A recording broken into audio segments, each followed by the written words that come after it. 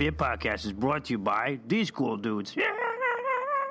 What up, everybody? It's the Red Beer Podcast. It is Friday afternoon, and I'm hanging with my man. That's me. That's Cooley. Yeah. What's up, dude? How you doing? I'm doing great. Hell yeah, man. It's Friday. Dude, I'm super psyched today, man, because, I don't know, man. It's Friday. That's why. I'm always psyched on Friday. Yeah, Fridays are great. And I just got paid. So it's not going to be the Red Beard Podcast without some kind of a boy band reference. Anyway, I got to talk to you, man, about The Walking Dead because that finale happened this past weekend and that shit was off the chain. So are they still saying that? They still saying off the chain, actually? Yeah, I guess. Yeah. I mean, it's off something. Yeah, it's off something. Off the rails, off the chain. Yeah, I mean, it changes so often, I don't even give a shit anymore. Yeah. It should be on something. Fleek. That shit is on the chain, son. It's on fleek, even though I want to kill everybody who says that. Put the pussy on the chain wax, son. Jesus. So, but anyway, dude, Walking Dead, what a sick finale that was, man. I actually am a lot more happy with that finale than last year. Hell yeah. Well, because they finally got this war started, man. Like, that was my biggest fear, is that we were going to watch this damn finale and it was going to end with, just them being like, all right, let's start the war. And it's like, we got to see the beginning of it. We got to see the fuel that is going to start this war. And I'm just glad that we got to see a little bit of something. Like, I didn't want the end of this season to just be kind of like, all these groups standing at their own places being like, let's go. And then it ends. We got to wait. We actually got to see the beginning of a fight. Yeah, and the trash people are fucking trash. Oh my god, dude, they suck. I didn't see that coming, man. I mean, I don't know. Did you see it coming? No, that shit caught me completely off guard. Yeah, that was pretty crazy, man. Like, I felt just as betrayed as Rick's fictional crew should have felt. Yeah. You know what's funny too? Like, I watched this with Becca, and she, is getting into The Walking Dead. Like, yeah, she hasn't seen like any of the seasons before Negan, so whatever. But like, she decided she wanted to start watching it with me. And she is like the perfect person to watch it with, because she is an example of somebody that reacts the way that the people who design the show want somebody to react. You know what I mean? Like, if marketing is looking to do something specifically to somebody, she is the person that, like, the perfect person. Like if there's a scare they want to happen, she gets scared. If there's like a surprise, like, she gets surprised. Like, when the trash people turned, like, I have like very like quiet reactions. I'm like inside, I'm like, oh, that's bullshit, right? But she just goes, like it's like the perfect, outgoing reaction. But yeah, man, I don't know. It caught me off guard too. So yeah, that shit was it was one of those moments that I had to pause and just fucking get up and go, what the fuck? Like I think I had more of a Becca reaction, I guess. Except I don't gasp, I just let all my feelings out. Yeah. But because I knew I had to do that, I had to pause the show for a minute so I could do that without like distracting everybody else. I'm just losing your shit. Yeah, I just lost my shit for a minute. I was like really pissed off. Like it was like because I was so stoked to see them fight side by side with the trash people, who were these new like people that they put into the show that weren't in the comics. And I'm thinking, like, there's definitely something up with them. I'm thinking they're definitely going to do something after the war. They may end up being like maybe not a true enemy, but an obstacle or somebody that they have to, deal with. But I never expected them to betray them, like, before this shit even starts. Like, that shit just blew my mind. Yeah, it did, man, because, they seem to be working pretty well together. But there's just something about them that I never really trusted. I don't know why they fucking talk like Yoda, but, I mean, they say everything backwards. They're just really strange people. I feel like whoever was going to give them a better deal, obviously, is going to win them over. But obviously, that was not Rick's crew. But they're going to get screwed in the end either way, and they pretty much did. I will say, I mean, there are some things about the episode that, looking back on it, it was cool when it happened, but when you start to actually digest the events that unfolded, you really start to question things. And I mean, like, I'm not gonna lie, like, having the tiger come in and just like fuck up somebody at the climax of the episode when you thought Carl was going to get his, other eye knocked out was pretty awesome, right? Like, that was badass. I was like, oh shit, but like, that's right, there's a tiger, right? Like, that's kick-ass. Yeah. But, like, I question that. Like, first of all, how did the kingdom get in to Alexandria with no one seeing it? Like, there were people like surrounding that, right? Like no one saw them all coming in. No one saw Hilltop like coming over the fence. Like no one saw any of these like two factions showing up at the same time with no communication at all. Like, they didn't know that they were showing up at the same time. So the fact that happened was a little weird, right? Like, no, that's kind of random that would ever happen. And two, even if this tiger did take somebody out, I know, like, tigers are mad stealthy, but, like, no one saw this tiger just, like, full blaze, like, running in. Like, I mean, I don't think anybody would have, like, it would have been able to do anything unless they, like, fired upon it and hit it with a machine gun. But, I mean, no one saw these people coming in. Like, no one saw the tiger anywhere. Like, it just... And how does the tiger know which people to kill? Like, how does he know who the bad guys are? Yeah, so, I don't know. I mean, like, so... Suspension of disbelief? Well, there's some of that involved, absolutely, because, I mean, there's no explanation for how the cat knows who to attack. I mean, like, it's a fucking battle cat from He-Man. Like, it's Hell like, yeah, he is. What's the deal? But I think the answer to, like, the other part of your question is just all eyes are on Rick and Negan at that point. Everybody's focusing on one area, and like, I mean, like, in any reality, I don't even care if this shit was real life, and you have two characters that are so charismatic, and they're kind of squaring off against each other, and they're talking to each other, they're like locked on, and Negan is just like about to fucking wreck this dude's son.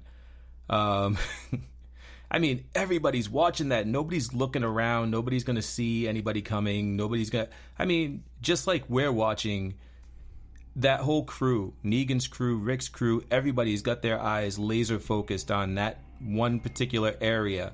And there is a fucking plane landing or some shit in the background over here. So if you hear something, that's what that is.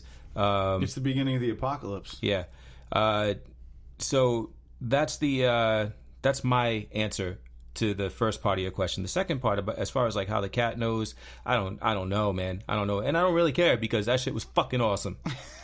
Yeah, but still, I like to tear shit apart.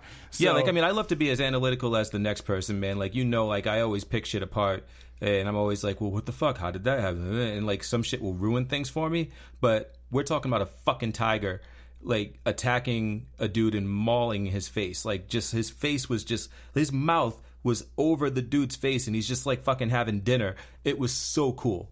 Yeah, dude, that guy got fucked up. And not in a million years did he think he was probably going to go out by a tiger.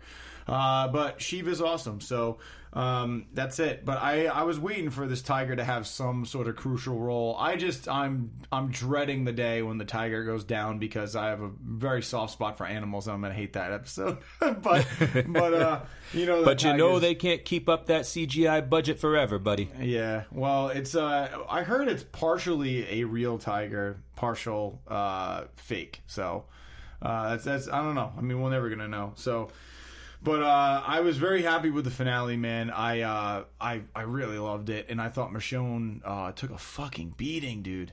I didn't expect her to be that shitty of a fighter. I mean, like, she got her ass kicked. You know what I mean? She's good with a rifle, but I was waiting. I thought she was going to do a little bit better than that, but she was kind of barely hanging on at the end of that episode. I'm glad to see that Carol's back, too. You know, like, part of the group again, because she's back and shit's going to go down. Like, in the comics, like, just so that, you know, like, Michonne, her role in that episode was actually played by Andrea, which was pretty interesting to me. Okay. Like, they maintained, like, that whole scene, like, with the whole sniper thing going on and all that, but it was originally Andrea that was in that position, but since Andrea's dead, we have Michonne. Now, and in the comics, man, did the tiger come in and, like, take people out? Oh, like, of course. Yeah? Yeah. All right, sweet. Sick. it's a comic book. I mean, they could do way more with the tiger in the comic, and they did. Yeah, the tiger had a little bit more stuff going on. Hell yeah. Well, I finished Iron Fist, and so did you. We've kind of talked about Iron Fist a couple times in the past, episode or two, briefly with others, and wait, we're moving on. What? We're moving on to Iron Fist already. Yeah. We haven't even talked about Sasha. Who gives a shit about Sasha? No, we talk about Sasha. Fine, let's back up. Yeah, like we haven't even touched on the whole fucking brilliant idea that she had to fucking lock herself in the coffin, take poison, turn into a zombie, and fucking be a Trojan horse for Rick. Yeah, I don't know. I didn't know what the fuck was going on, dude. Somebody was like, "Oh, she's in a coffin." I knew that from the beginning. I don't know how they knew that, dude, because I only knew that when I saw the casket. I didn't know she was in a casket at the very beginning of the episode, where she's in this dark place listening to an iPod. I didn't know where she was. I knew she was doing something. I knew she was in a dark place. I thought she was in the back of a truck or in a trunk or some shit like that.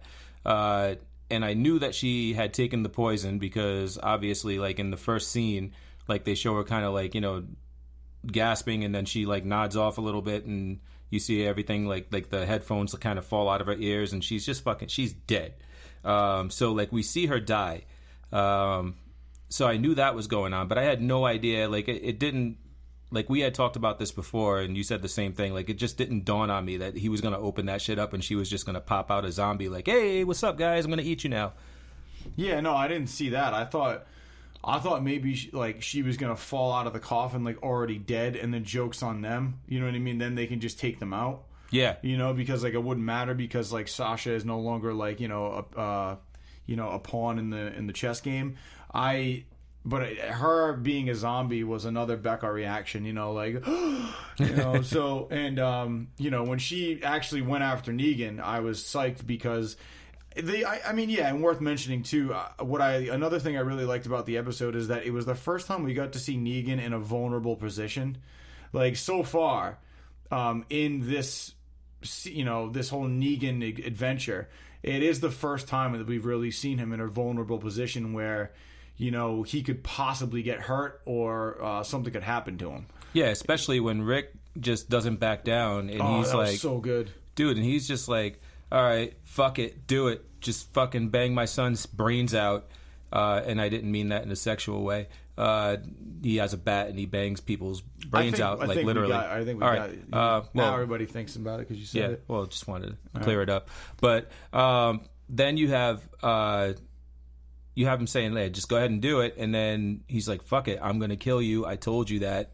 Yeah. And nothing is going to change that. Yeah, and maybe not today or tomorrow. Yeah. But I will kill you. Yeah, and it's just and Negan had nothing to say but well, damn.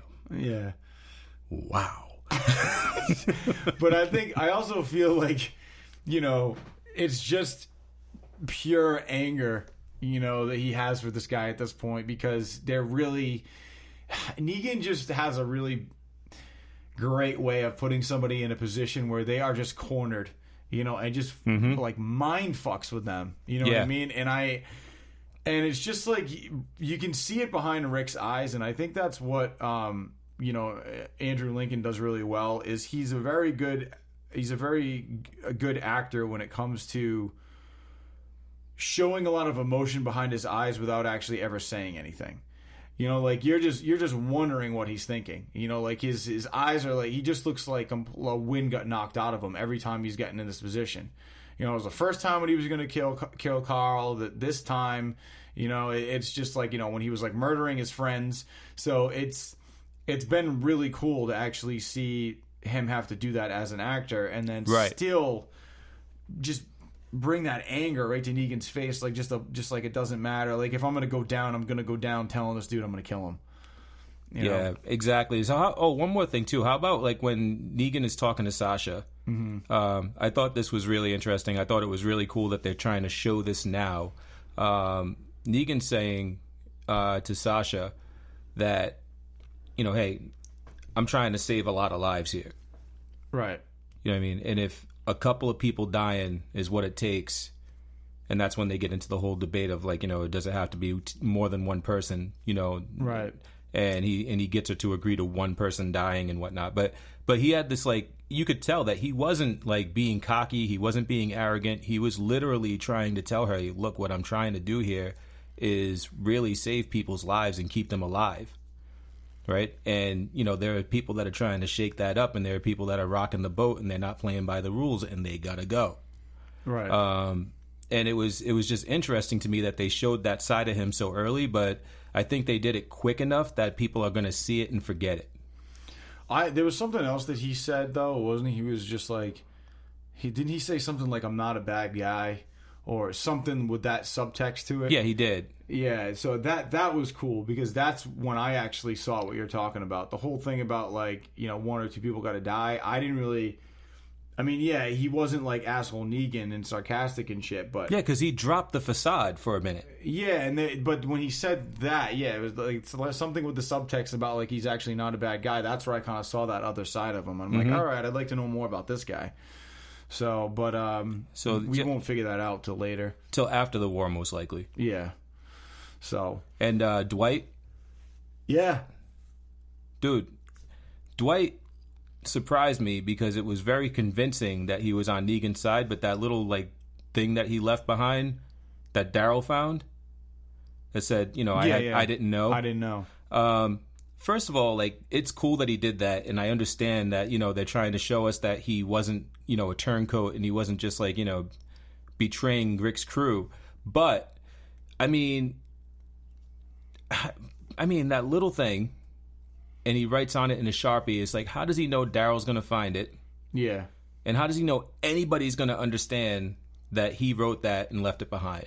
Yeah, that's the only thing I didn't understand, too. And I actually said the same thing to Becca. I was like, he's going to find that? Like Daryl's going to be the one to find that? And like, where he left it, too, it was, like, off, like, behind the gate, like, in the dark, like, almost...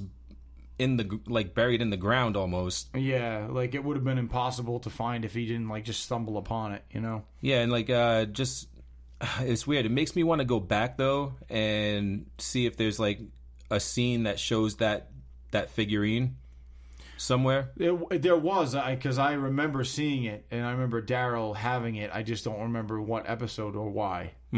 So I mean, like that's the only thing I can think of as to why he would leave that particular thing behind. But yeah, I don't know. But anyway, I mean, his story is going to be great too. I'm really looking forward to next season, man. Next season's going to be bomb. Yeah, and we got to wait until friggin' October for this whole shit to go down too. So good, that's awesome. So another year of waiting for The Walking Dead to come back. Actually, it's not really a year, bro. Yeah, it's less than a year by what? Maybe like 5 months. So what month are we in? The 4th month, right? Yeah. And October is the 10th month, so we're looking at 6 months from now, half a year. Yeah, that's bullshit. So, yeah, good finale. Good finale of The Walking Dead. Looking forward to next season. Iron Fist, though, we gotta just talk about that and close out the Iron Fist conversation. You finished it. I finished it. Closing thoughts. I'll let you start that off. Well, dude, I mean, I you know, when we talked to Hector Rodriguez and, you know, GWP about this, you know, I did have some thoughts that the fight scenes were a little slow and whatnot compared to other series that I've watched, like Into the Badlands and stuff like that have, you know, martial arts and stuff like that.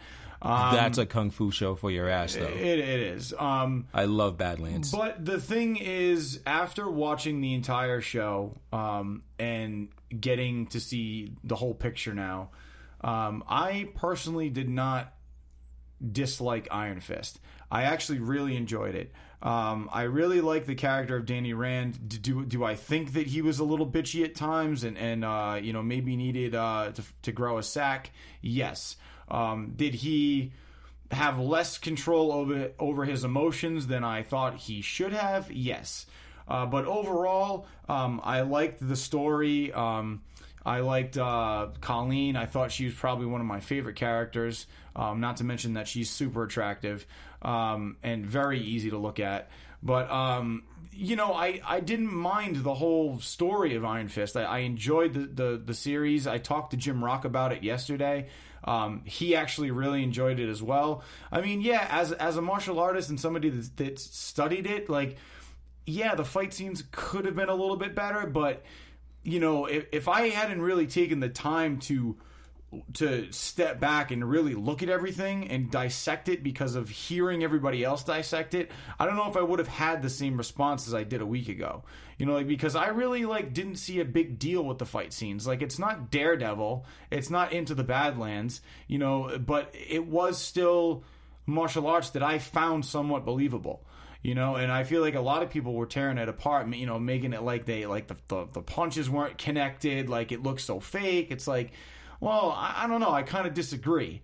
I think it actually, I thought the show was well done. It wasn't, as powerful as, some of the other, three characters out of what is to be the Defenders, but it was still a good series and I enjoyed it. But I know that you have different feelings on it, but, there are some things that could have been changed. One would be it could have moved a little bit faster, but I found myself actually really enjoying it, and I found it relaxing because it kind of reminded me of when I took martial arts. So that's what I got out of it. It's a little long-winded, but that's what I got out of it. I mean, I liked Iron Fist. I liked it. I didn't love it. There were just some plot points that I didn't really care for. I love the actors. I thought everybody was a great actor in that series. I just feel like they got a raw deal from having a director / writing team that came with some weak dialogue and some weaker directing points in some of the areas of the show. Not all areas. Mm-hmm. I feel like it should have been the Colleen Wing show with Iron Fist as a supporting character. Mm-hmm. I feel like she was a stronger character. She was a stronger martial artist. She was just better all the way around. Every scene that she was in was captivating and interesting to me. Every scene that Danny was in started off interesting, but then wound up being him whining or crying or looking really frustrated when he should have just been in better control of those emotions, you had already mentioned. So those things kind of drew me out of the series and kind of made me feel a little weird about it. Overall, though, I mean, it was good, but like you said, the other three are stronger. I'm way looking forward to the Defenders. This doesn't make it, any less thrilling that the Defenders is coming up, and I'm in a wait and see mode. I want to see what happens with season 2. If there is a season 2. I'm going to say something right now that's going to surprise you. I actually prefer Iron Fist over Luke Cage. That doesn't surprise me at all. Luke Cage is black. Yeah, it has nothing to do with black. I'm not like Redbeard Podcast, white power. But even though I can't say the name of the podcast, I honestly, do I feel like Luke Cage was a little too preachy as far as hashtag Black Lives Matter? Totally. But the fucking show took place in Harlem. How would it not be? Right. So, I mean, there you go. That it's gonna be that. But there were characters in Luke Cage. I feel like the storyline of Luke Cage kind of moved a little slow for me. I feel like who's the villain in there and they got killed? Cottonmouth, Mahershala Ali. Yeah, dude. I mean, he was one of my favorite characters, man, in that whole series. Yeah, that dude was amazing. Yeah, and he got fucking killed off, and I was like, oh, that blows. And then the series kind of just started to get weak, in my opinion, after he died. Because he had this great villain character that I really enjoyed watching, and that's it. But I mean, Alfred Woodard is great. She did a really good job as Mariah Dillard. Mm-hmm. And then you had Stryker, who was Diamondback. Right. I don't remember the guy's name that played him, but I mean, I didn't like him as much. I didn't like the way that he portrayed the character. I think he was probably the most cartoony, like comic booky villain that's been in this entire Netflix Marvel series. But he wasn't enough to make me dislike the Luke Cage series. I thought that Michael Coulter was an amazing Luke Cage. He nailed the fucking role. And then some of the backstory that they gave him, showing him in prison, and showing him like kind of, doing the underground fighting thing and, getting out and like getting, dressed up with the tiara and all that shit, looking at himself and being like, fuck this is like weak looking, takes it off and changes himself back up and like he's just a dude in a t-shirt and jeans. I don't know, like I thought the whole shit was well done. Luke Cage is one of my favorite characters. Iron Fist is one of my favorite characters. The two of them should have been together. It should have been Luke Cage and Iron Fist, or Power Man and Iron Fist, because that's kind of like they've always been a team. They've always been heroes for hire, and I would have loved to have seen that happen rather than have them have two separate series. But if you're going to put both of them together, I say Luke Cage was the stronger one of the two. Yeah, no, I can agree with you on that. Like the stronger, but I preferred like this. It sounds weird. Like it was a stronger story and a stronger series. But you prefer the pacing. I preferred Iron Fist over Luke Cage, but I mean, like, yeah, that's all I got to say about that. I thought it was worth mentioning. But I know a lot of people are going to disagree with me, and to each his own.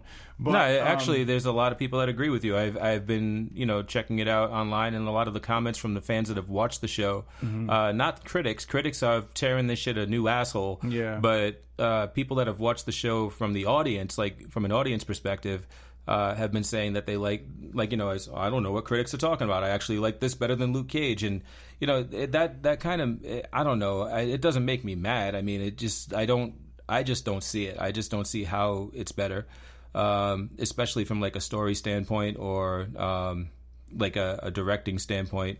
Writing, story, dialogue, I think Luke Cage owns that shit. I think cast, Luke Cage owns that shit. I mean, I think Iron Fist is not far behind as far as casting goes, but everything else just kind of fell to the wayside. And I think it's just because it's half-baked. It's like 75% finished, and they rushed it out so that they could get to the Defenders, which, I mean, I don't blame Marvel, but I kind of do, because the whole thing comes down to them not knowing what to do with a mystic arts character. And I call it mystic arts because it's mysticism mixed with martial arts, and bringing this fantastic world of, the interdimensional kingdom of Kunlun into Hell's Kitchen, which is the street level hero that they're trying to portray in this Netflix Marvel series with Daredevil, Luke Cage, and Jessica Jones. So they didn't know what to do and how to bring him in, and they pussyfooted around for way too long. It took way too long to get to it, and then finally decided they were going to do it, and then they did it within like 6-7 months. Right. And you can't fucking make an epic TV series 13 episodes long in 6 or 7 months. I don't care how fucking good you are. So it's just, I don't know, to me it was just, the timing, the amount of time that they spent on it, it was half-baked, and if they took a little bit longer, took their time with it, I think they could have had something really special. Well, like you said, they're trying to get ready for the Defenders. I mean, and that teaser already came out, which I thought was pretty cool. I mean, like, they're in an elevator, you see all four of them together, which was cool to see, and then you get to see Jessica Jones just turn around and grab the camera. And then it's, and then it kind of just goes into like, the Defenders, coming 2017. And I'm like, oh, fuck yeah. Yeah, it's August actually. Yeah. Which is going to be fucking dope. I'm looking forward to seeing all four of them together. Like, I think it's going to be cool, man. And, I saw Jessica Jones once, when it came out. So to kind of see her again, I was like, oh yeah, Jessica Jones, like, she's badass, so yeah. So I can't wait to see her come together, and I can't wait to see, they, with the exception of Iron Fist, I feel like Daredevil, Jessica Jones, and Luke Cage all have their own brand of sarcasm, and I can't wait to see kind of like the sarcasm and the jokes, kind of like, the banter happen between the characters that all have their different point of views. So I feel like that's going to be kind of a cool, just another dimension to kind of their characters to see them clash on different things. And what would be nice is if they did include some of the ancillary, the supporting characters and stuff like that, like Colleen Wing. If What's they got the dude in Daredevil? Is Foggy? Foggy, yeah, Foggy Foggy's Nelson. definitely got to come in. Oh God, and that girl from True Blood who is just so fucking attractive. What is her name, dude? You know what I'm talking about, the redhead? Yeah. Shit. Fuck it, whatever. I mean, like, whatever. Everybody knows what we're talking about. She was in fucking Daredevil. She was Daredevil's like love interest. She is just like so hot. But anyway, I mean, like, I'm just looking forward to seeing, all these characters come together in the Defenders, and I think that they will, man. They're gonna have to have cameos because they're part of the lives of these characters. So I would be very surprised if they did not actually bring them in. Deborah Ann Woll. Yeah, that's her. So, hey, man, Defenders coming out in August. Definitely excited about it.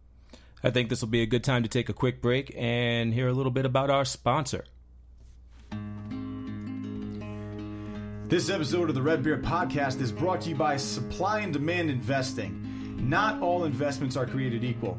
Guys, did you know that the Standard & Poor's 500 is made up of the 500 of the 2,400 stocks on the New York Stock Exchange? Say word. And that the S&P 500 index, most quoted by the media outlets, is a cap-weighted index. A cap-weighted index gives more investment weight to larger companies and incrementally less and less to the smaller ones. Get the fuck out of here. Yet, there's another S&P 500 index that invests in the same 500 stocks equally. The question then is, which of these two indexes do you think has performed better over the past 5 years? I have an idea. Well, if you want to find out, go to supplyanddemandinvesting.com/redbeard. That's us, guys. supplyanddemandinvesting.com/redbeard. Now, supply and demand investing helps compare investments in the hopes of delivering better than average results, whether they be long-term, short-term, or just something in the middle. And remember, like any good sports team, when it comes to investing, The Giants. there are times to play offense by investing in things like the S&P 500 and times to play defense by investing in things like bonds, CDs, or cash. So I say go Pats. Go Giants. Pats. If you want to find out, check out supplyanddemandinvesting.com/redbeard.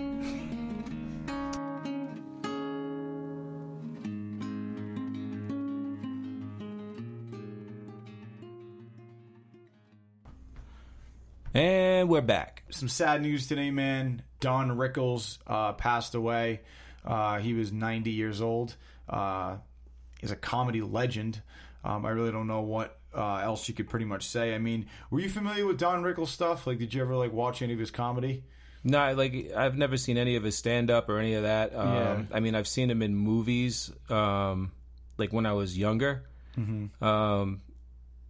Because, I grew up in the 80s and in the 70s and stuff. And, movies that he's been in, I've definitely seen him. And I remember him being a funny bastard. But, no, I have never seen, anything significant from him. If you want to see something good, man, you want to see something awesome with Don Rickles, just go on YouTube, man, and look up the Dean Martin roast. That's where Don Rickles, I feel like, really shines. So if you watch the Dean Martin roast, that's kind of basically that's classic Don Rickles.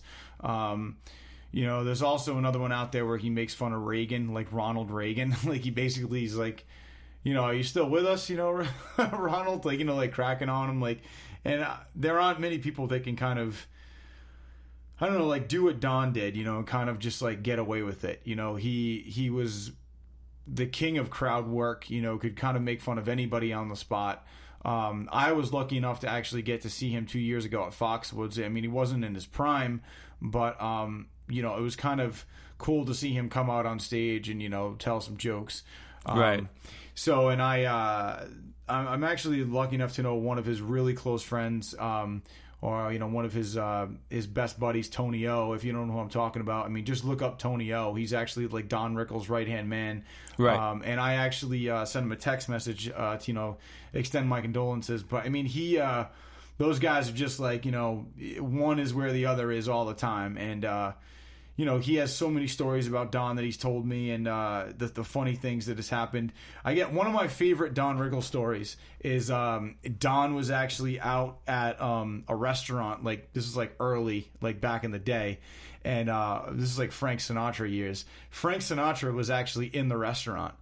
And Don went up to him and he's like, hey, he's like, Frank, he's like, because they were kind of friendly. And he was like, can you do me a favor? He's like, I'm going to be, I'm here with, a date of mine or whatever. He's like, would you mind coming over to the table later and just like saying hi to us? And Frank was like, yeah, no problem. I'll come over. So like they're having dinner, right? And Frank Sinatra comes over to the table and introduces himself, whatever. And Don Rickles looks at Frank Sinatra. He goes, can you just come back later? He goes, we're eating. So like basically asked him to come over, but then called him out when he came to the table. So I mean, like, it was pretty funny. He's actually like, that's awesome. He's just a ball buster, But he was 90 years old. We lost the comedy legend today, but I don't think he's ever going to be forgotten, man. He's probably joking it up with Robin Williams right now. So word. Yeah, right, man. Another comedy legend, R.I.P. So something else, man, that I sent you today to take a look at. What the fuck is going on with Shia LaBeouf lately, bro? Yo, I just can't, man. Like that kid, like he's just fucking. I don't know, man. He's just. I can't. I think he's having a Charlie Sheen year. That's basically what it is. You can go back through every fucking 77 episodes, 78 now, of the Redbeard podcast. You can listen to every one of them from beginning to end, and you will never hear me say, I can't. I can't. Like, I have nothing. I can't say a damn thing. Yeah. He literally just has gone off the deep end. Like, I don't know. Like, I heard he hit his head. Then I heard that, like, he was, like, losing it. But, like, he just has, like, these very manic symptoms. Like, there's something going on with him. I don't know what it is, but... You think? Yeah, well, with, like... but, like, Trump got elected, and then he kept saying, like, not my president or something. Like, he was saying it for, like, 12 hours straight in front of a camera. And, like, that was weird. And then, he rented out, like, a theater, and, like, anybody could come in and watch, like, every single movie he's ever made. And then, I don't know. He was doing some weird movie with the whole, like, just do it, like, thing was another weird thing he did. Don't let your dreams be dreams. You're talking about things that could be today. Make them today, not tomorrow. Do it. But, so there was that. But yeah, man, I don't know. I mean, basically something that popped up on TMZ within the last 24 hours that Shia LaBeouf got kicked out of a bowling alley in LA because he got, like, rowdy. And I guess he had been drinking, like, pounded back beers for 3 hours.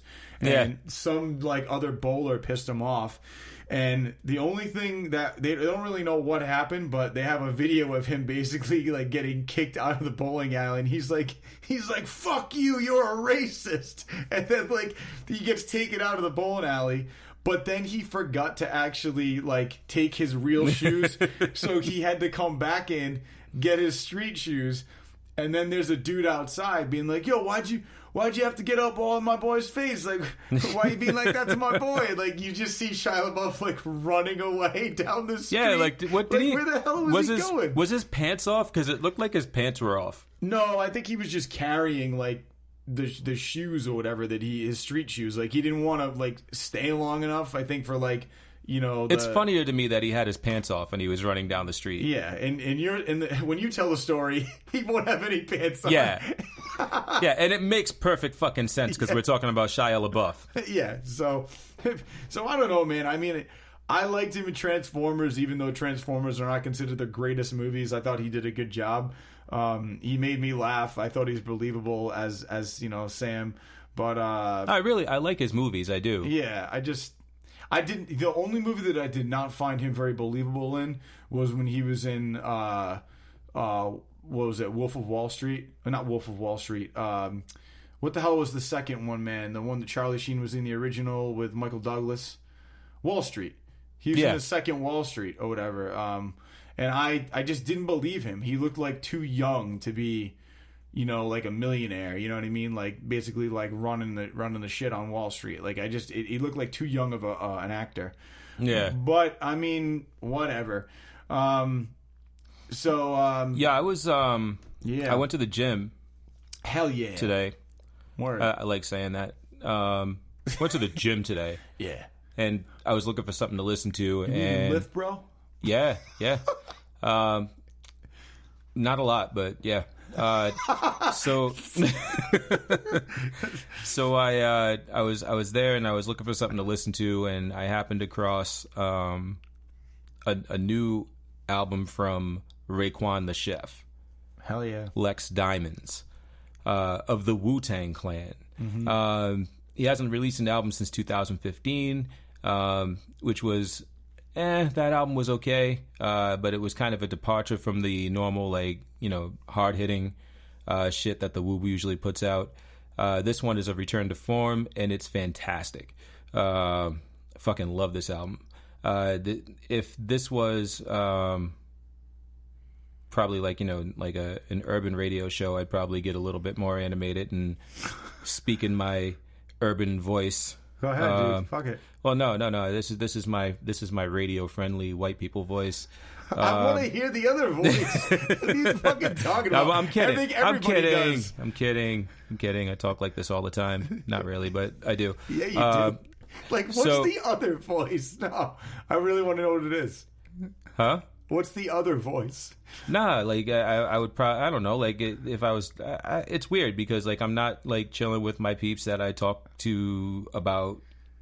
What does it get? Does it get like more colorful? Like, is that basically what you're saying? Gets a little more colorful, yeah. But yeah, I'm just not gonna woo out right now. You know what I mean? Yeah. That's all I'm saying. All right. But yeah, no, this album's dope. The shit that happened, though, is I listened to this album, and then it sparked a chain of events because I'm like, okay, I want to see who produced shit on this. So I started, like, looking through, different things, and I found out so many things happened with the Wu over the years. So apparently You Got is suing the Wu-Tang Clan. And it's not like... And it's weird because, like, he's suing them, but he's like, yeah, I can talk shit about my brothers, but nobody else better talk shit about my brothers. You know what I mean? So it's like he's still, like, loyal to the Wu, right? But apparently he hasn't been paid for any of his performances since 2013, so he's looking to find out what the fuck is going on. So that was interesting to me. The RZA has kind of given, I don't know if you're aware of this, but the RZA is kind of like the quote unquote leader of the Wu. Like he's the guy that coordinates everything, does all the production, lays down all the beats, organizes the albums and shit like that. So he's kind of passed the torch to Ghostface.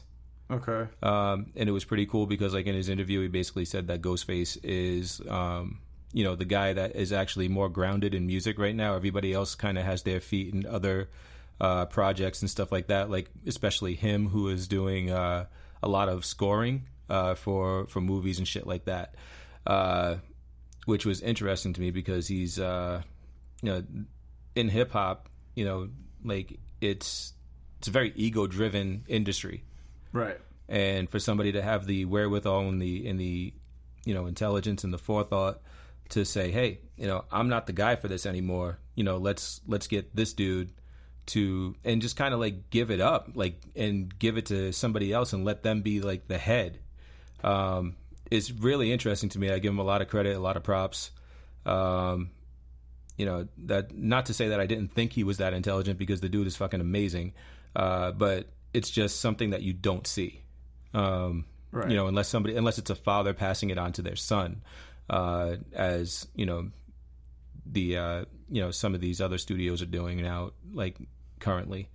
So I mean, were you a huge Wu-Tang fan back in the day? That's your jam? Yeah, Wu-Tang is that's by all means, that is the premier hip hop band for me. They are the guys. It's either Wu-Tang or the Roots. Really, man? Because I was gonna say you probably were a Tribe Called Quest. Tribe Called Quest was awesome. They were my favorite group for a long time, and then Wu-Tang came out. Oh, all right. Like what? I mean, So like they you trumped never, it for you. They trumped Quest. dude. They were the superhero team of hip hop. You know what's fucked up, man? Like I heard. I mean, I've heard a lot. I mean, dude, Wu-Tang was fucking huge in the day, but like They were the Justice League. They were the Avengers. Yeah. Like you didn't have. They were the first. It was the first time I had seen like 7 cats come together, all with a unique sound, their own superpower, if you will. Grab the mic and just like kill it. Like every one of them is somebody that I would want to listen to. And then knowing that.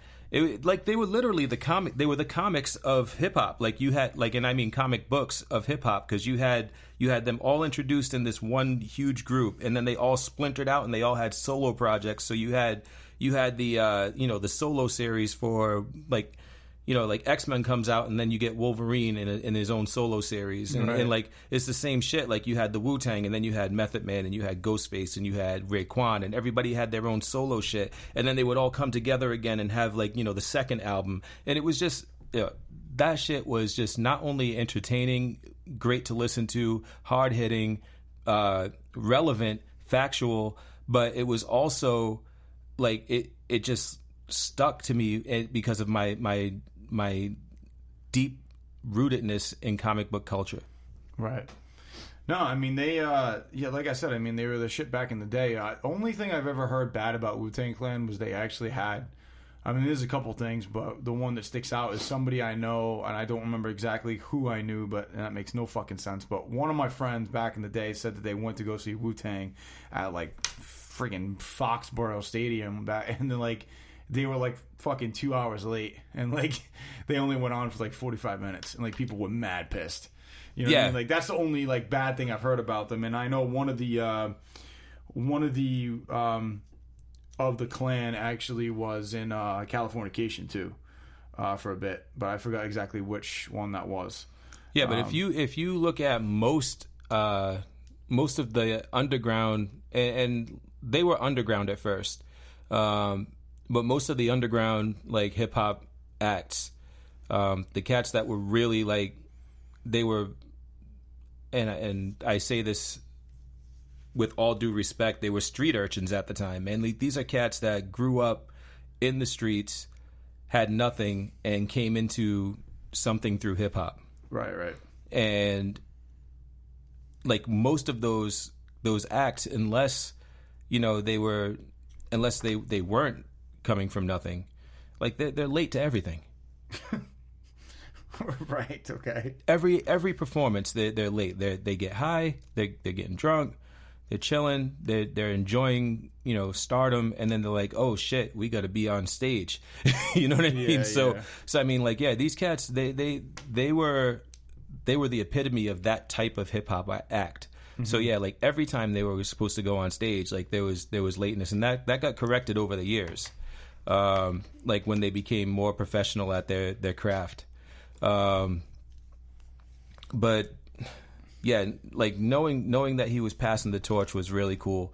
The last little fact that I got from all the little research I was doing was that the RZA does this thing now where, because like Enter the 36 Chambers, the first Wu-Tang album, right, is based on like the title is based on 36 Chambers of Shaolin, which is a kung fu movie that the RZA loved.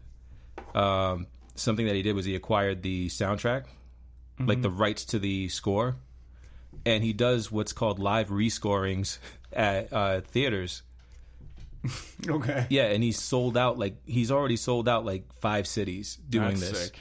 where he shows the movie to an audience, and the audience gets to hear him rescore the movie live using his equipment and shit like that. So he can use he uses like clips from like the actual audio from the film and just rescores it using like these hip hop style like tracks and stuff like that, which fucking blows. I want to see this shit so bad. I need to find out when the next time he's doing this is, and I need to go and I need to be there, because that shit is, I want to see it. It just sounds so dope.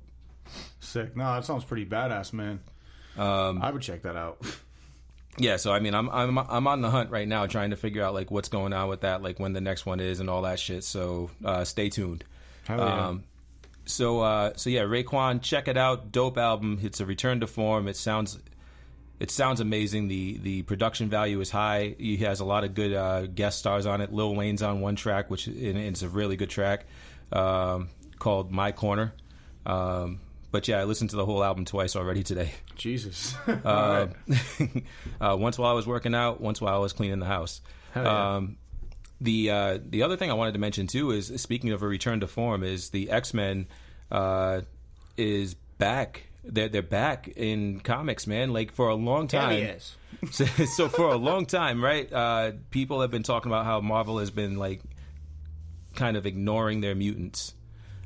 Because Fox has the rights to the mutants in the theater, and Marvel has just been like, we can't use them in movies, and we want to kind of strong arm Fox into giving them back to us, so let's just not support them. So like they've killed Wolverine, who was their most popular character.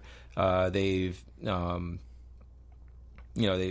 kind of swept everything under the rug, made mutants like super, super feared and hated. They released this virus that was killing all mutants. They stopped creators from making new mutants so that Fox couldn't use them in movies. And they started using Inhumans as their new mutants. So Inhumans started taking the front of the stage, and actually they made new characters, and they've been coming out of the woodworks, and they've been focusing on them and making them into this big, huge property for Marvel. Well, recently there was an Inhuman X-Men war that nobody really won, but the X-Men, the virus that was killing everybody, is now no longer an issue. So they've actually launched the X-Men into 3 new books. And they're going to be coming out with some new ones before the end of the year too.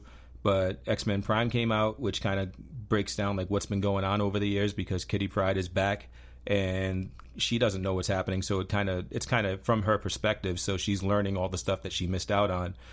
So it's a great jumping on point. X-Men Gold already came out, and it's a whole new team of X-Men using some of the older characters. So it's Nightcrawler, Colossus. Oh, I love Nightcrawler, dude. Prestige, who is Rachel Gray. You have Kitty Pryde, Storm, and it's really cool. It's like, and their new headquarters, the school, the X Mansion, is in Central Park because it was teleported there for some reason. And one of the things that they have to deal with now is the mayor is actually trying to charge them something like $16 million for the first 6 months of rent to live in Central Park. So until they can get the mansion out of there, they're going to owe some big money to the city of New York. So that's the first thing that they're dealing with. It's not some like big bad villain or anything like that, but they have shown them fighting Terrax and stuff like that. So they're actually just being superheroes, which is really cool, instead of fighting for their lives against some like undefeatable disease.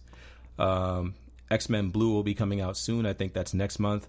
They're going to be coming out with Weapon X, which is going to focus on Lady Deathstrike, Old Man Logan, Sabretooth, and a couple of other characters. They're going to have Generation X, which Jubilee is going to be back, which is awesome. It's a good time to be an X-Men fan. I read X-Men Gold. It's a good read. Check it out. You're going to love it, and that's all I got to say about that. Hell yes. I think we got to bring in one more thing, guys. Check out Louis C.K. 2017 just dropped on Netflix a couple days ago. So, Dave Chappelle came out with his 2 comedy specials, which were awesome.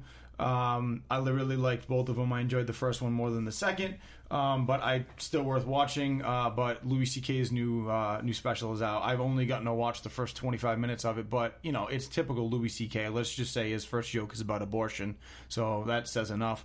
But check it out. Louis C.K. is doing his thing, and we got a couple other comedy specials to come before the end of the year because of the Jerry Seinfeld deals that were made with Netflix. So hell yes. That's all I got. Yeah, me too. Oh no, there's one more thing. Hey guys, guess what? I've been telling everybody that I'm in a show called Barry Weintraub Legacy. For those of you that are in the Rhode Island area and listen to the podcast and have heard me talk about this before, please come check it out. It actually opens next week, April 13th. The show runs April 13th, 14th, 15th, the 21st, the 22nd, and then the 27th, 28th, and 29th. So that is, like I said, next week. It's a Thursday, Friday, Saturday. Friday, Saturday, and Thursday, Friday, Saturday. So, come check it out. It's basically going to be starring yours truly with an awesome cast. Great director. You guys have heard me talk about Lenny Schwartz. He was on our second episode ever. Guys, just come check out Barry Weintraub. All shows are at 8 o'clock and at 8. I don't know why I said O'clock. 8 o'clock. And it's at the Arctic Playhouse in West Warwick. If you don't know where that is, and you know where Boneheads is, it's right next door. So, come check it out. I'd love to see you guys there, and I appreciate the support. It's going to be an awesome show. It's a comedy. You'll love it. Word up. Word. That's all I got. That's all she wrote this week. Word. So we'll see you next week. Peace. Peace. Later.